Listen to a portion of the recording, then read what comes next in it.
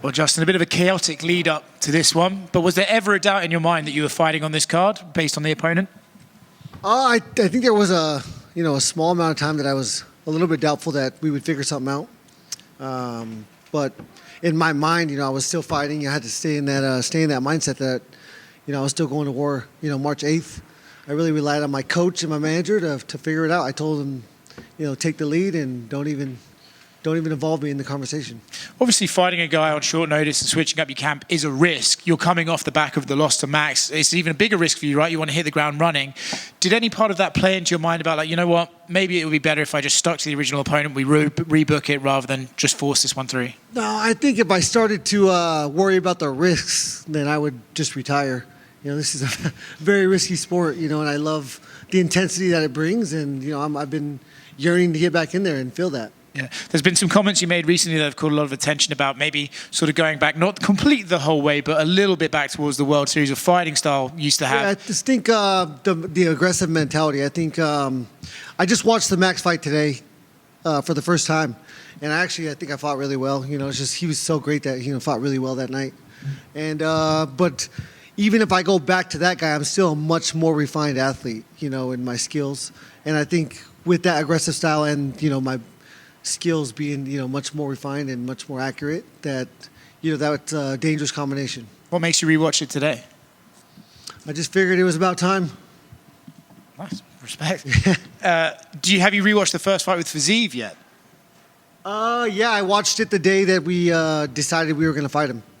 What were your takeaways from that, and what differences do you think you may have to make it a bit of an easier job out for you that night? Yeah, I think I wasn't looking at the fight for information. I was just more putting myself in that mindset and that arena, and I think if I try to rely on things from that fight, then if things go 100%, 180 the other way, it would be detrimental. I think my skills are ready. I think my preparation was fantastic. My cardio is definitely, I'm ready to push the pace. And I think I still have to be careful with this guy. He's so powerful. He's a world-class athlete, world-class Muay Thai striker. He throws a lot of kicks, and I think I found success punching off of his kicks, and I think that will be something that I can use for the next fight. So I want to go back to rewatching the Max one today. Obviously, the ending the way that it was, I can imagine some guys would think on their fight week, I don't want to see that and put that in my mind. What is it about you that makes you think? Well, to be fair, I did stop it with 10 seconds left. Okay. I've seen that part plenty of times. All right, and then what does a win here do for you? Obviously, I know you've taken this fight, you've done the UFC a favor by staying on the card. Can we get a title fight based off this? I mean, as an athlete competing here, I have to think that. I hope that, but I have no idea. I have to go in there, I have to win. That's first and foremost, and I'm always exciting, the most consistent guy that's ever stepped in there. So, I think the way that I win and how my fights usually go, then I'll definitely be a consideration for them. Thanks a lot. You've entered fights, rematches coming off where you won the first one, the Luis Palomino, you won both of them. You rematched Dustin, you were trying to erase that first fight. Now you're doing this again with Fiziev. You want to prove that you were a better man the whole time. So is there a different approach to a rematch coming off a win the first time and a loss the first time? I guess there probably would be if it was like the immediate next fight. But going through what I just went through, then I'm very reinvigorated when it comes to, and I understand that this sport is so dangerous. Watching that fight, there's so many shots that were so close to putting him out, or are really putting some damage on him. So I just have to trust in what we're doing, what my coach has instilled into me over the last 14 years, and just go from there. And Fiziev was in here, and I asked him this question because when Dan, before he got hurt, he's saying, it's almost a guarantee that me and Justin are going to go to the hospital after this fight just because of our fighting styles. Fiziev goes, God, I really do not want to go to the hospital again in Las Vegas, but he goes, the way me and Justin fight, we'll probably go to the hospital. So I'm curious if you have that same mentality, or are you just hoping, you go in there, smoke this guy, and you don't have to go to the hospital? I mean, ideally, any fight, you get a knockout in the first 10 seconds. That would be ideal, but I don't plan on going to the hospital. I'm just hoping that I'm alive and I can walk so I can golf with my dad and brother the next day. But I mean, I'm here to go to war. Whatever that entails, then so be it.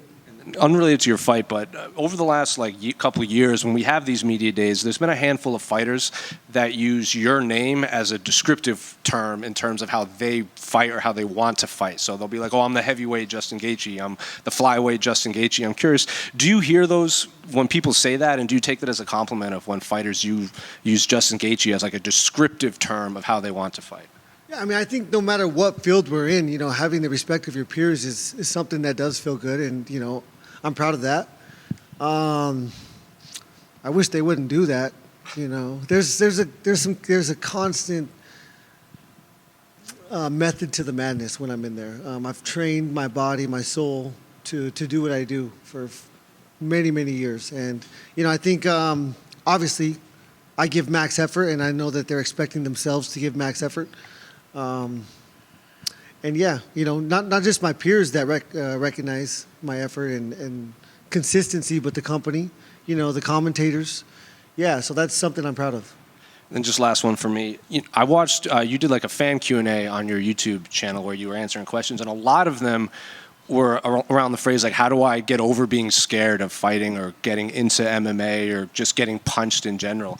And the first few seemed to catch you off guard, like you had never thought about that before, but then after a while you started to kind of give advice. So I'm curious, do fans ask you that quite often? Like, how do you do what you do, or how do you get over being scared? Because it seems like some version of that question came up a lot. Yeah, I think it's always going to be tough to answer for me because it's just so normal for me. It's the way that I've approached many things. I try to, there's so many, there's so little things that we can control. And my thoughts and emotions, how I feel, how things make me feel, how people make me feel, how circumstances make me feel or act is what I know I can control. As far as competing, I've loved to compete since I'm very competitive. And this is the most intense and exciting sport in the world. So I'm so happy to be here and be a part of this organization, and it's been a fun ride. I can't believe how fast it's gone. This will be my 38th trip into a ring, octagon, cage, whatever you want to call it, but every single one of them is special. Justin, recently, the past week, footage has come back of immediately after the Max knockout, and you even tweeted about it and said it's a great reminder of what's at stake. Yeah. This might be silly, but do you think fans should see stuff like that just to see how dangerous the sport is? Oh, I don't know. I'm glad I saw it. For what I saw, I was trying to get up and fight. It's just what I do. I choose fight instead of flight every single time, and that's what I expect from myself, to try and get up. And I just wanted your thoughts on Ilia Topuria vacating the featherweight title and coming up to lightweight. Do you think he's built for lightweight?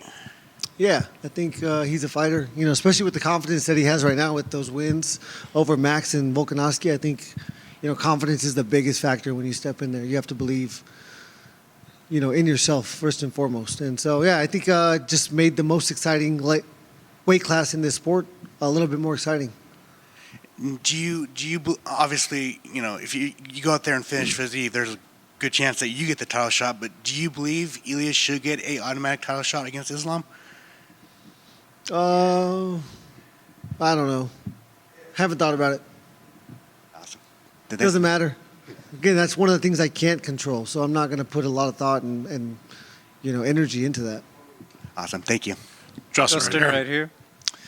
Justin, when Dan pulled out, there were a lot of fans that I'd say panic a little bit, like, oh man, we're not going to see Justin Gaethje next Saturday, et cetera, et cetera. This many years in the game, what does it mean to you that you still have that kind of love from the fan base, that they have that kind of reaction about not getting to see you compete? Yeah, I mean, I've been a fan of this sport since 2002 and really since 92. My dad would put it on the TV, and I fell in love with it then. So I think it's, again, respect from your peers, respect from the people that pay to watch me fight. They're spending their hard-earned money to watch me, and I think, again, I'm the most consistent guy that's ever stepped in there. And I've been to so many UFC fights, live, because I'm such a big fan. And, I think 10, 15% of the time does everybody get a certain rush of emotions, people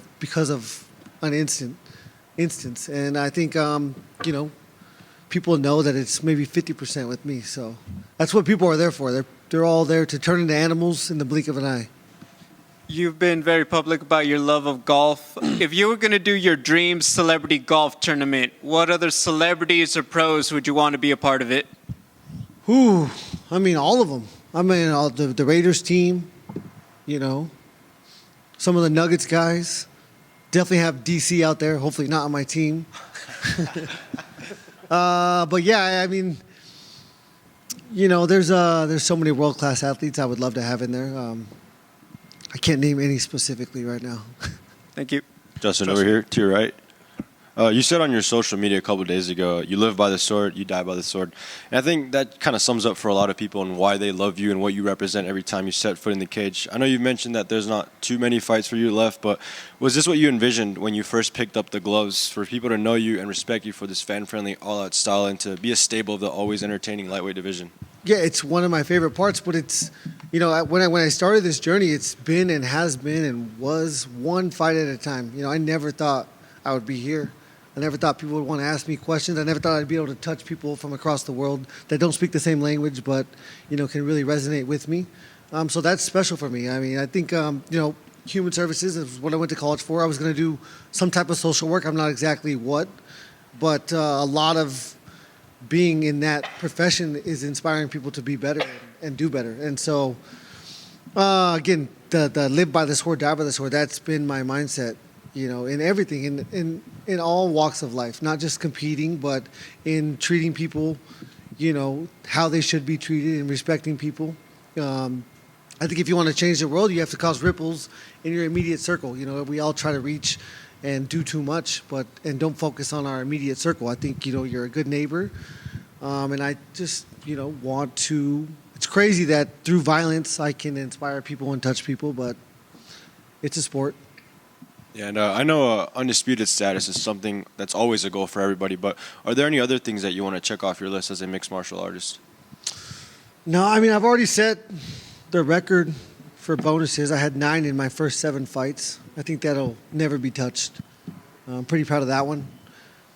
As far as the rest would be to try to show people, you know, I think if I was if I win this fight and beat Makhachev, I think that would just be, you know, the icing on the cake for the legacy that I'm trying to create here. And I think that would be such an amazing story. And so that's what I'm trying to do. For sure. And last one for me. Was it hard to save that time to watch back the Max fight all the way until now? No, I mean, I'm actually glad. I thought I fought like shit, and turns out I didn't, you know. I fought pretty damn good. It's just so crazy. It's a game of less than inches, less than seconds. I mean, there's so many instances in that fight where could have gone either way. You know, he was so fast, very fast. I think my 4th round was my best round. That's when I fought a more aggressive style, and that's when I dropped him, and I think I won that round, you know, clearly. First round was crazy close. I think, you know, with my leg kicks, I was winning until, you know, the last 1 second. It's crazy. He smoked me last 1 second of the first round, last 1 second of the last round. It's a crazy sport. Right here, Justin. The last 2 main events of the year ended in controversy with some eye pokes. In your last fight with Rafael, you did poke him in the 2nd round. He said that that kind of factored into his performance for the rest of the fight. He wasn't able to see. That's not really my question. I guess, how big of a problem do you think the eye poking is in this sport? And obviously it's not up to the UFC, it's up to the commissions, but do you have a solution? Do you think a point should be taken regardless of intent? No. I don't know. It's a tough one. You know, I got poked in the eye versus Max twice. I'll never tell you that I lost that fight because of that. I just think that's not the mindset that you can have. I think if we were skilled enough to poke someone in the eye, we'd be skilled enough to punch him in the chin. You know, it's just a crazy circumstance that happens. You know, we're constantly judging distance. Again, it's less than seconds, less than inches. It's completely intuitive. And so naturally, to defend yourself, you know, try to get your hands up. And that's mostly what's happening, is just sometimes it goes in their eye socket. The UFC introduced some gloves that were supposed to maybe reduce the eye pokes. They went back to the old gloves. I'm not sure how often you got to train in them. Did you feel like those were maybe better to prevent eye pokes, or were you not a fan of them as well? Yeah, I don't even know. I fought in them once, never trained in them. I've never trained in 4-ounce gloves. You know, we have 7-ounce Onyx gloves that I train in, sparring, hit pads in. But I think there's an answer. I just, you would have to put it on paper and have a lot of smart people sit around the table and, run through the pros and cons of different things. I don't think it was the eye pokes why they changed it. I think maybe enough people weren't getting knocked out or something, because I don't know what the case was. I'm not sure what made the decision to go back. I don't think either one of them prevent. We fight in open finger gloves. Like, there's no preventing eye pokes in here. At the end of the day, I think it's blatant fouls. Like hitting people, a lot of the Michael Chandler shit. Pretty much everything he does, immediate point taken away. Smoking people in the back of the head. There's things that you can do on purpose, and then there's eye pokes. Like I said, it's almost impossible to purposely poke someone in the eye. That's a very small target, and we're trying to hit each other in the head, and a lot of the times that's hard to do. So, Thank you. Good luck. Hello, sir. Rafa was here, and he said that yesterday you met in Apex, and he thanked you because he doesn't understand why did you take this fight. So, first of all, what was your conversation about, and did you have any doubts to fight him? I love fighting. I got my ass knocked out last fight, and I'm dying to get back in there and get that back. At the end of the day, all these guys are very, very dangerous. We went through our options. I, wanted Sarukian or Oliveira, but if I was them, I would never take the fight, and I do not blame them for that. Moicano piped up and then did not take the fight. That was my best option. And then it was just not fight. And I've been working so hard that that really wasn't an option for me. He just said thank you. I'm grateful for him too. He was halfway across, or probably more than halfway across the world, however big the world is. But and he took the fight. He came over here. So I applaud him for that. And I love to perform, and I'm ready to perform. So I wasn't, I was trying to make it happen. Speaking about your last fight, I asked Rafa if your fight at Saturday night will go to the final seconds. Will he point his finger to the center of octagon and try to fight with you like Max did? If there will be such a situation, would you accept this challenge from him? If you've ever seen me fight, you'll know I will accept that challenge every single time. When he pointed to the ground, I said yes and ran to the middle. So absolutely. And the last one from me, Rafa says that he was quite surprised because in betting companies he's going as a favorite. It's not something I can control. It's crazy. I'm 6-3 as an underdog, so I love being the underdog. He said the same. It suits me better. I love when people count me out. Being a competitor, every single one of us that get to this level is probably a petty motherfucker in a way, because you don't come here, you don't push through the things that we push through, if you don't take things personal. Everything's personal. It sucks for the commentators because they kind of have to pick a side, but no matter, it's either you're on my team or I'm trying to kill you. And not literally, but, I'm trying to beat you. Whether that's your family, you're not on my team, then I don't care about you. In these instances and in these moments. Thank you. Justin in the back, way back here. You were quoted this week as saying that you felt like you've been fighting too safe. And that's a word that most people would not attach to your name and your fighting style. So it speaks a little bit to your mindset as a fighter and a competitor. What do you do to get your mind ready, and how's that evolved for you over the course of your career? My mind is always ready to do what I love. I love going, Tuesday and Friday are sparring days, favorite days of the week. The intensity that this brings. But I don't have to do anything. I have to understand that the danger is there. I think once you understand the danger is there and it's real, then I think my body specifically goes to a very special place. I don't get to retain any information from these fights because it's completely intuitive and instinctive, and I've trained my body and my mind to go and do what I need to do in those situations.